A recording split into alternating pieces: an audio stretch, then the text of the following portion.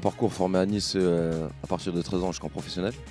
Après, j'ai effectué plusieurs prêts, que ce soit à Lorient, Cannes, l'Angleterre. En fin de contrat, j'ai signé à Sedan, puis à Châteauroux. Fin de contrat à Châteauroux, j'ai signé à Chypre, 2 ans et demi. Fini par un prêt 6 mois en Grèce pour revenir en France et finalement signer 2 ans à Lens.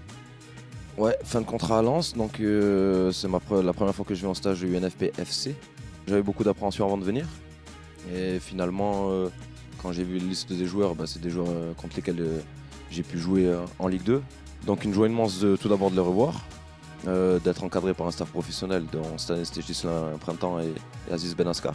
Pour une première, j'ai été agréablement surpris des structures, de l'organisation, que ce soit au niveau de l'intendance, du complexe où on est aujourd'hui, à Lys. Tout est fait, tout est réuni en sorte pour qu'on fasse un stage digne d'une équipe professionnelle, tout simplement.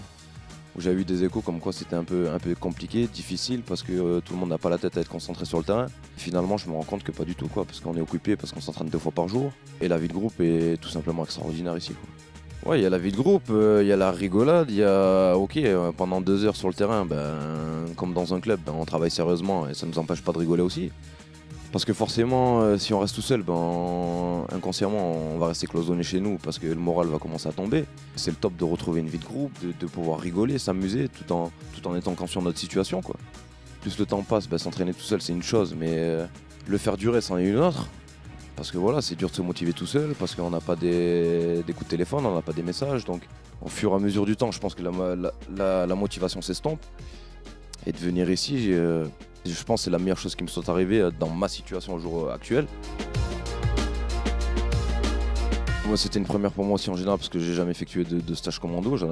J'ai des amis comme Brian Bergogneau qui l'avaient fait auparavant avec le Tour FC. Et c'est vrai qu'en stage commando, tout le monde a la même enseigne. Il n'y a pas de joueurs de Ligue 1, de Ligue 2. On est tous des hommes face à des instructeurs et des chefs d'armée. Et on accepte aussi de se mettre au service de l'autre parce que c'est beaucoup d'épreuves physiques et mentales surtout, je pense. Ouais, on a créé une amitié, des liens que sans ce stage, on aurait mis plus de temps à nouer. Donc ça a été une bonne chose pour la vie du groupe et l'UNFPFC. J'ai rencontré des gars super, un staff professionnel, parce que c'est des coachs professionnels. J'ai créé des liens avec certains que je connaissais depuis X années, d'autres que j'ai appris à découvrir et qu'on se rend compte que c'est des gars super. Et donc c'est avec certains regrets que finalement je quitte le stage,